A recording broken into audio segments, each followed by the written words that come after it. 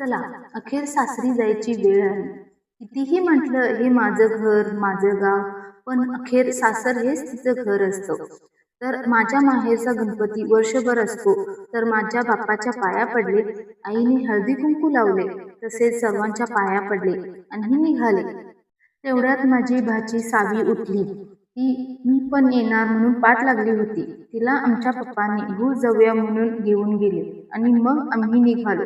तर आम्ही जात असताना ढगाळ वातावरण झाले होते.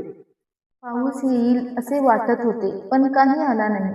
पुढे आम्ही गाडीमध्ये पेट्रोल टाकलो आणि पुढे निघालो. पुढे गेल्यानंतर ममदापूर येथे हे मंदिर खूप छान आहे. या मंदिराचा ब्लॉग मी पुन्हा कधीतरी नक्की करेन.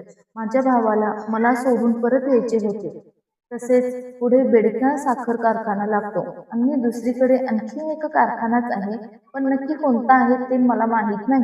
माझा मुलगा मी गाडी मारू का मामा म्हणून पाठ लागला होता, म्हणून माझ्या भावाला गाडी मारायला मदत करत होता. अखेरीस आमच्या गावाजवळ आलो.